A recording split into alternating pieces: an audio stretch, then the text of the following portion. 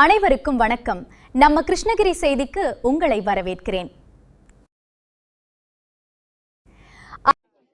திமுக அரசு மகளிருக்கு வழங்கும் உரிமை தொகை இலவசமல்ல, மகளிருக்கு வழங்கும் உரிமை தொகை. பர்கூர் நடந்த தேர்தல் பரப்புரையில் நடிகர் போஸ் வெங்கட் பெருமிதம்.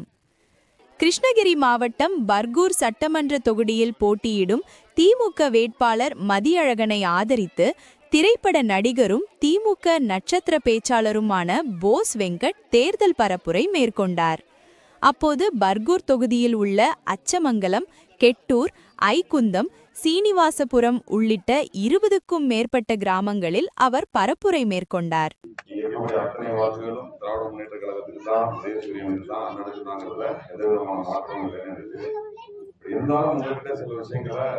திராவிட முன்னேற்ற கழகம் போல ஒரு கட்சி என்ன பண்ணுச்சுங்கிறத ஒரு டிவியில பார்த்தோ 4 பேர் சொல்லியோ நீங்க சாப்பாடுங்கிறது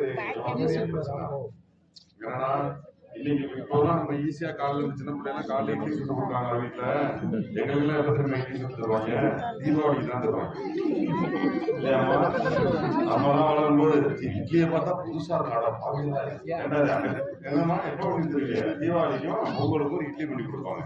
இப்ப நீங்க இட்லி எப்ப சாப்பிடுறீங்க?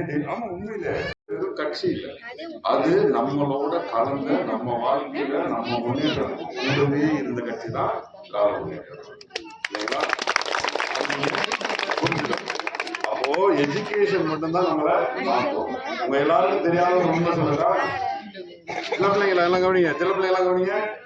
உங்க எல்லாருக்கும் தெரியாத ஒரு உண்மை சொல்லுங்க. வெளிநாடுகள் இருக்கு இல்லையா, ஊர்கள்லையும் ஐடியோட ப்ரொஃபஷன் இருக்கு இல்லையா, இன்ஃபர்மேஷன் டெக்னாலஜி, ஐடியோட அந்த ஐடியில இந்தியாவுக்கு எத்தனை கோடி பேரு?